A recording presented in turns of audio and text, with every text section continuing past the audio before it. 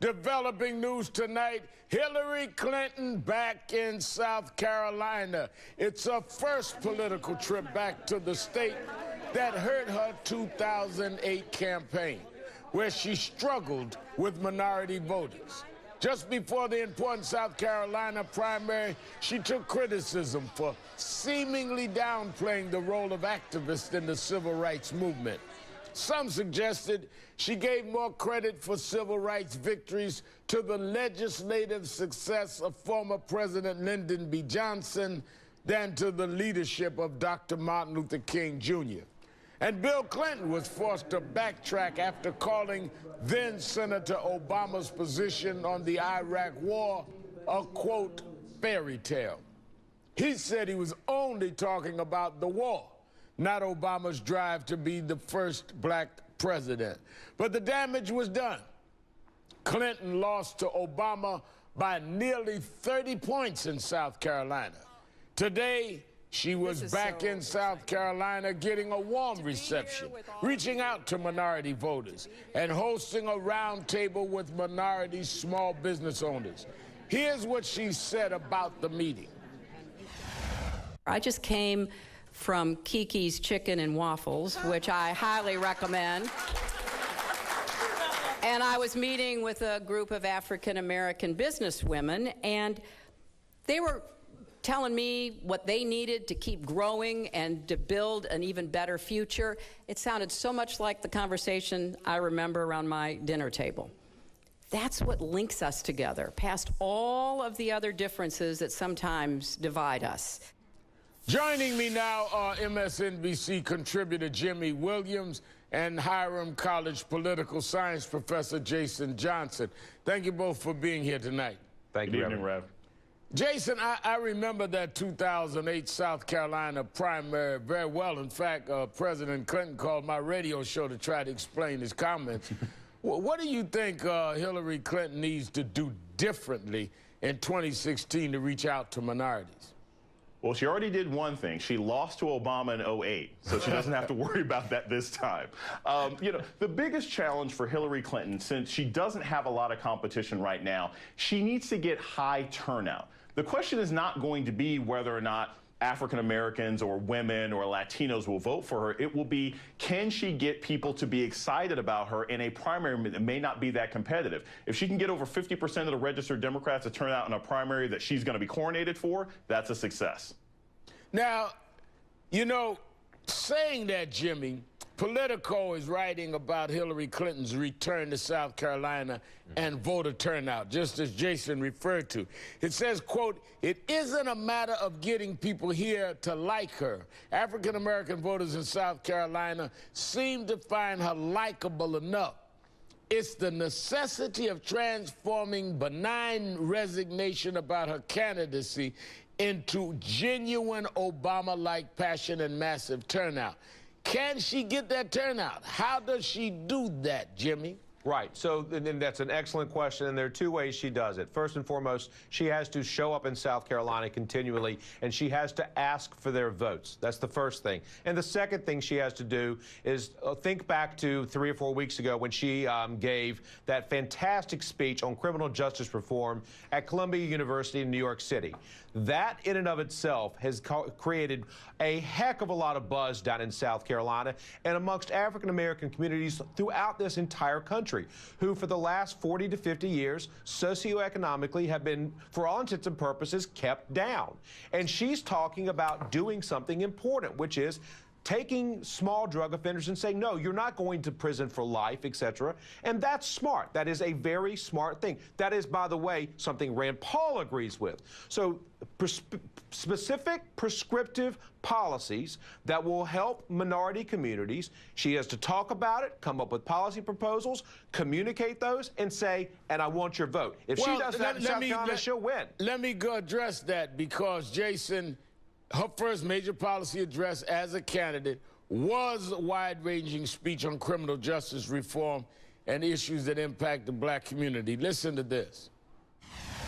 It's time to end the era of mass incarceration. We need a true national debate about how to reduce our prison population while keeping our communities safe. You don't have to look too far from this magnificent hall to find children still living in poverty or trapped in failing schools, families who work hard but can't afford the rising prices in their neighborhoods, mothers and fathers who fear for their sons' safety when they go off to school or just to go buy a pack of Skittles. So, Jason, she brought up that issue, the criminal justice issue. She's been reaching out. She's reached out to many civil rights leaders, including me, that are involved in what's going on today. But another reason she needs to address it, Jason, and Jimmy may not agree, is because some of those policies started under President Bill Clinton. And a lot of that mass incarceration, those laws started under her husband, who has admitted that some of that has gone too far, and many of us were pressing him then. Well, yeah, I watched some of Senator Clinton's speech today when she was talking to the businesswomen there. And it's very interesting how she sort of has this buffet thing of, well, I like this about my husband's administration, but not this. And I like this about what Obama did and not this. So she has to find a way to pick and choose what parts of the last two Democratic presidents she likes, and then explain how she differs. And yes, a lot of the massive incarceration, a lot of the privatization of prisons, a lot of those things go back to her husband's administration. So I think the more that she talks about these issues, criminal justice and race, not only does that appeal to minority voters, that appeals to young people, period, and they are essential to her winning. Also, Jimmy, she had a big focus today on minority women. I want to play some more of her speech on that. Take the issue of equal pay.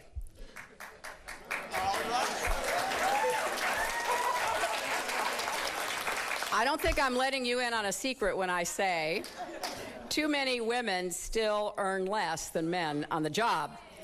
And women of color often make even less.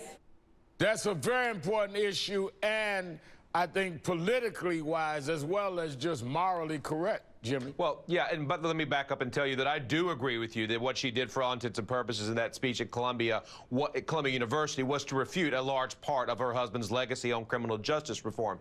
Also, by the way, Vice President Biden was on the Judiciary Committee and ushered many of those reforms in. I'd love to know where he is. But on this issue, equal pay, pay transparency, the minimum wage, what people don't know is around 13% of all small businesses in South Carolina are owned by African Americans. They make up 38% of the population, and women. He sat at a panel of women today, women, minority, small business owners, and actually she had this conversation with them. It was fabulous, and this is what she's doing throughout the country. The Republicans are going to pan this. But here's the question. Which Republican candidate is actually sitting down with small business owners of African American persuasion and saying to them, tell me what you need? None of them. Hillary Clinton's doing it, and that is why she will carry the African-American vote throughout this country by a huge number. All right, now I want both of you to stay with me because I have a special guest joining us.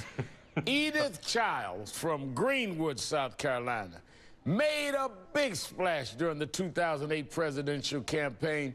She coined the Obama campaign slogan, "Fired up, ready to go."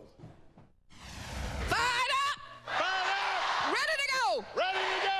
Fired up! Fired up! Ready to go! Ready to go! Fired up! Fired up! Ready to go! Fired up! Fired up! Ready to go! Ready to go! Fired up! Fired up! Ready to go! Ready to go! Now, today, Edith Childs attended Hillary Clinton's speech in South Carolina, and she joins us on the phone now. Thank you for being here, Ms. Childs. Thank you so much, Reverend Sharpton, for having me. Now, are you fired up and ready to go for Hillary Clinton in 2016? Let me get right to the point. Well, get right to the point.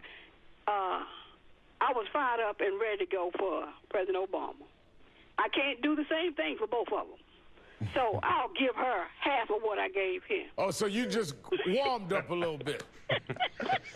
We won't say you're hot, we'll say you're warm. I'm warm. All right.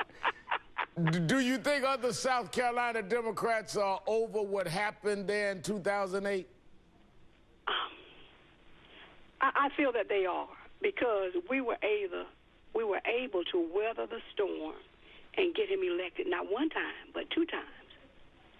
And I think that we have say, okay, we're going to move on, because better things are ahead. All right. And what we're looking at now, from what she says today, and she looked like she was really sincere in what she was saying, okay? And I felt comfortable with it, okay? And I think she can change things, not just for African Americans, but for all people. Now, so you were impressed today. You say you feel comfortable. I feel comfortable. All right. Now, I understand you have a new slogan for Hillary Clinton's campaign. Yeah, but she hadn't asked for it. So you won't give it to me on Politics Nation. You're going to wait for her to ask for it. I'm going to wait for her to ask for it. If she doesn't ask for it, then I'll keep it. All right. You can't blame a brother for trying.